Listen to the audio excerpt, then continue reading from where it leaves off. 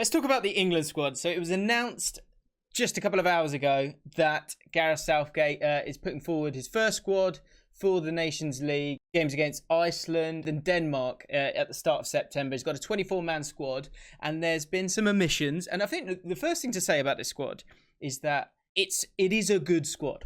Sorry, England have good players. That's what I mean. England have really, really good players. But this squad is missing a few players, and I don't understand why that's happened. The only way I can look at it, and we'll look at this later in the video, is maybe the setup of this team for these next two games. I'm trying to figure out what Gareth Southgate is trying to do here. Maybe, and I don't want to say this is a complacency when you're playing teams like Iceland and Denmark, who are not bad teams. We've had problems with Iceland in the past. I think everyone can remember how that one went down. So we need to get this right. And the Nations League is actually very, very unforgiving. And I actually really enjoyed the Nations League first time round. I thought it was really, really good. And I want us to win it. We should have won it last time. And we actually got ourselves sort of found out actually by a Dutch side that was kind of on fire at that moment in time. A lot of players that now are kind of gone to go on to bigger and better things. 6 at the back, maybe, Dingpring, maybe. But I want to win this tournament. England haven't won a tournament since Le Tournoi, and we've got youngsters who are getting used to winning tournaments. So I want to see that. So first things first, Harry Maguire is in this squad despite everything that is going on at the moment with him in Greece. But the selection of a lot of the players in the squad kind of blows my mind a little bit. So let's go through it. Harry Maguire being in there, he's innocent until he's going through a lot at the moment. Is this the kind of thing that he wants right now? I'm not sure. But the big thing that I don't understand when it comes to this squad is the amount of centre-backs and the amount of players up top. Let's start off with goalkeepers. Let's start right at the beginning. So goalkeepers, Gareth Southgate has said that positions are up for grabs. I think that's the right decision. That's the right thing to say, because you've got Dean Henderson, who's had obviously a breakthrough season with Sheffield United. He's going back to Man United. It's going to be interesting to see if he plays, how much he plays, but he's a really exciting player for them. Jordan Pickford is England's number one at the moment, and as much as people like to take the mick out of his little arms, generally for England, he's been very, very good. He's been very, very good for England. And then you've got Nick Pope. Now, Nick Pope was he's right up there with Dean Henderson. I think, understandably, it was a breakthrough season for Dean Henderson. But in terms of clean sheets, the amount of clean sheets that Nick Pope got last season was pretty special. I know it's a very functional Burnley side, and they were playing very well. But, those clean sheets are still his. And so for me, I know he's in our save, but I wouldn't be against Nick Pope being given that opportunity to be England's number one. The big question mark with Nick Pope is how good is he with his feet. But at the moment, I feel like he is ahead of Dean Henderson for me, just because he's got that little bit more experience when it comes to the England squad. I think if there are friendlies down the line, I mean, maybe there won't be, because that's the way that England and international setup is done now. You might not see that as much, but I can see Dean Henderson in time getting there, but I almost need to see him as the number one for Man United before Nick Pope kind of gets dispossessed. I would put Nick Pope ahead of Jordan Pickford. Jordan Pickford had a very poor season for England. Jordan Pickford had a very poor season for Everton, in my opinion.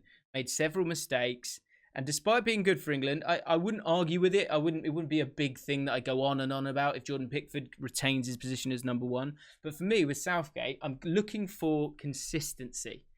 I'm looking for consistency in how he approaches managing England. And generally, I think he's been pretty switched on with it. I think he's got it right. But there are a couple of favourites starting to creep in, and I don't really understand why they're there. Tactically, maybe the reason behind it. But for me, out of those back three, out of those goalkeepers, I understand the three that are there. I think it's goalkeeper is probably our worst position.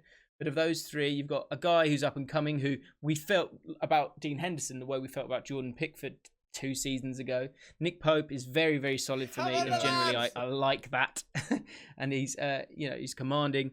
I know Gareth Southgate's forward thinking though, and he's going to want us to play a lot of football. So I would like to see Nick Pope put under that kind of pressure of playing for a team where he's got to be good on the ball. And if he can do it, I like his temperament, so I don't mind him going in there. Defenders. Now, this is where I'm a little bit confused, because Gareth Southgate has decided to put in zero left backs. I don't get it. I don't understand it. Trent Alexander-Arnold, Kieran Trippier, Kyle Walker, Joe Gomez, Michael Keane, Harry Maguire, as we spoke about earlier, and Tyrone Mings. So you've got three right backs there, and I think there's going to be there's a couple of ways that this can work.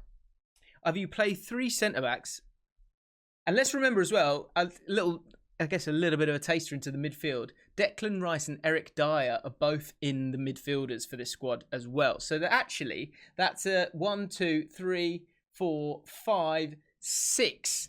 6 players in this England squad who can play centre back and not a single left back. So this is where I'm getting a little bit confused, because look, sometimes you've got to pick players on form, but also I think you've got to pick players who fit the positions that you want them to play. FJC, they're saying that Phillips could play centre back as well. So there's another one, 7 centre backs. So to not have a left back, it feels like it's a decision that's almost being done out of an element of stubbornness or some kind of situation that he's had with some of the players. And I don't know. I don't want to be facetious with things like that, but Chilwell's injured. Luke Shaw's injured. The next obvious option is Danny Rose, and Gareth Southgate was quite honest in his appraisal of Danny Rose. He said that he wants his performances to be a little bit better. So I kind of understand that. Is Brandon Williams, is he an option? It seems silly not to utilise the opportunity of needing a left back and putting them in this squad, even if it's about potential. Why is Saka not in this squad? I know he's, maybe you want to kind of blood him through the under-21s a little bit more, but when that option is there and you can, bring someone in, maybe with the understanding of just giving them a taste and then them coming out, it makes no sense to me. Saka was absolutely brilliant for Arsenal last season. And he also he could deal with the pressure. Arsenal Football Club is not an easy club to play football for. And he did it with aplomb. And he was an attacking fullback, which, let's be honest, England are a dominant side now. So the left back or the right back, those fullbacks are going to be able to get forward. So even if you had someone like Kyle Walker, or even Kieran Trippier, which I don't think Kieran Trippier gets in this team because you've got Trent Alexander-Arnold there. But if you need someone to be that little bit more defensive and a bit more sort of structured so that you can play someone like Saka to allow him to get forward, because of course he likes to play left wing, then that's an easy thing to do. I really don't understand what Southgate's doing here when he doesn't bring in a left back for this squad. But I think the obvious thing that they will do if they do look to play 4 at the back is that Trippier will play left back, or Joe Gomez will play left back. I think that will be the 2 options for them. In centre-back, Stones is not in the squad, but they've got enough centre-backs to get around that. But actually, I don't mind Michael Keane, but I'd rather see Harry Maguire and Joe Gomez as the 2 centre-backs for England at this moment in time. Tyrone Mings, I think he deserves to stay in the squad, and I'm pleased to see him there. There's another Aston Villa player who is not in the squad, though. So let's move on to midfield. Declan Rice, Eric Dyer, Kalvin Phillips with his first ever squad, Harry Winks, James Ward-Prowse, Mason Mount, and Phil Foden. So a couple of newbies there. Phil Foden comes in. I think that's the right decision. I think we need to be using him now. I imagine Southgate's had a couple of conversations with Pep Guardiola and said, look, is this guy going to be in the team for a long period of time? And Guardiola has said that on numerous occasions, that he is the future of Man City. They don't need a replacement for David Silva, and that Foden's going to be that guy. So that means that Foden's going to be the future. And I think we've seen the intelligence that he has. He's a great player to bring in. People like Maddison, not in the squad at this time. But also, Jack Grealish doesn't make it into this squad. Now, anyone who has seen any videos that I've ever done where it's related to Jack Grealish, when we talk about Jack Grealish, I am such a fan of Jack Grealish. The reason he's not in this squad cannot be based around football for me. I don't understand why he's not in this squad. Just to give him that taste, just to let him battle it out with someone like Foden. I know they're similar players.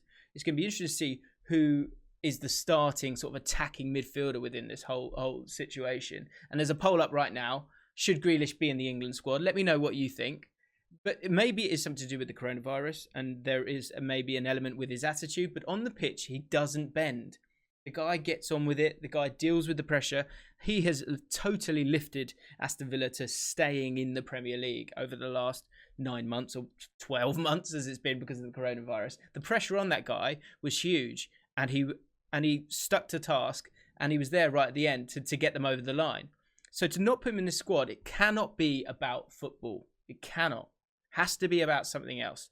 And if Gareth Southgate wants to do that, then I understand. He's got links with Aston Villa, so maybe he should. I mean, he should know what's going on there at Aston Villa. But he's the captain of that football team, and he's a cracking player. I just don't get it. I just do not understand. That's a good point. Kyle Walker, he flouted the lockdown rules as well. So if it is about something else, I'm not sure what it is. Maddison has been poor since he came back, and actually just for all of 2020. So I understand why he's not in the squad. Henderson obviously is injured as well. Mason Mount, I like him. He's very, very intelligent, really smart player. So I understand, especially after he's had a little bit of a rest, I understand why he's gone back into the team or into the squad. I think he is going to be an England international for a long time. Same goes for Harry Winks. I think he had a really good season for Tottenham Hotspur as well. Kalvin Phillips. The only thing that annoys me about Kalvin Phillips when it comes to this squad is what's the difference? What's the difference between when he was in the Championship and now that he's not even actually played a Premier League game and he's good enough now to be in the squad? There is often an understanding of, if a player goes to a certain club or, be a top 6 side, or once you get into the Premier League, if he's good enough, he was probably good enough a couple of squads ago. So, and you don't know that he's good enough for the Premier League. I believe he's completely good enough for the Premier League because the kind of football that Leeds have been playing has been Premier League standard, and the pressure that he's had to play under in terms of how he's developed for 2 seasons now. I don't blame Southgate for putting him in there, but when I come back to that left back position, I don't understand why Kalvin Phillips is capable of being in this squad right now without any experience of the Premier League, full stop. And you can't bring in a left back, be it Saka or Williams. I don't get it. Do not understand it. James Ward-Prowse makes it in there as well. He's a good egg. He's a tidy egg. And again, this might be a tactical element in there because you've got 2, 3 defensive, 4 sort of base of the midfield players, 5 if you want to chuck in Ward-Prowse as well. But I think they're going to move him forward a little bit more if he does play in this team. But midfield, actually, when I look at that, in terms of your basic midfield, that actually looks a little bit weak for me. Does look a little bit weak for me. But if you'd added Grealish in there, I think it would have been a hell of a lot stronger. We move on to forwards. Now, forwards have changed in a big way over the last few years. It used to be I remember we had 3 in the squad, maybe 4 in the squad. We've now got supposedly, 7. Danny Ings, Tammy Abraham, Harry Kane, Mason Greenwood, Jadon Sancho, Marcus Rashford, and Raheem Sterling. I wouldn't argue about any of those players, possibly Tammy Abraham, but he does offer you something very different, and when he has played for England, he has done very well. Mason Greenwood comes in for his first squad, totally deserved. The guys is sort of quite possibly a generational talent for England at that level. Same goes for Foden as well, so I think you do bring them in, and I'm excited about that. And I think what it suggests, having that many players, is first of all, we have serious options going forward, and that makes me very, very excited. But the second thing is that tactically, I think we're seeing what we're going to see tactically when it comes to these games. Again, I'm frustrated about the left-back situation. I don't really understand it. But the 2 ways that I see us playing is, one, with possibly 3 centre-backs. Maybe we do something where we've got Maguire, Gomez, and one other. Be it could be Michael Keane. It might be a Kyle Walker situation that we saw at the World Cup. Might look to do that. But again, you're going to have to play someone on that left side in terms of sort of the next 4, in terms of those wing backs. Who is that player? I'm looking at this squad and I'm struggling to figure out who that player is going to be. I think you're probably still going to play a back 4. So if you do play a back 4, see, this is my point. I need options here. Where are the options for playing left wing back? Again, Kieran Trippier, is he the only option to play as that left wing back? Can Trent do it on that side, and you look to play tactically different where he will cut in and then look to play a crossfield pass maybe to the other side? I don't know. But in terms of playing 4 at the back, I could quite easily see a diamond. And when it comes to these forwards, this is what I keep coming back to. I think you're going to see 3, and then Harry Kane up top. You're going to see Harry Kane up top, and then he might look to get Danny Ings on, depending on how we're getting on. Same goes with Tammy Abraham in terms of sort of rotating the players in what is going to be just before the start of a season. But it's the midfield area I get a little bit confused at. Who's going to be at the base of that? Is it going to be a bit of a diamond where you play maybe Declan Rice with Mount and Winks? You could play a double pivot there with Winks and Mason Mount and Declan Rice. Sorry, Phil Foden's come in, so you might want to get him involved in terms of a player in front of that. Or again, we could play 3-4-3 as well. Is another option for us, because I think they're going to want to play Rashford. They're going to want to play Sterling. Ideally, they want to get Jadon Sancho in this team, and ideally, they want to get Harry Kane in this team. So there's 4 players you need to find a space for.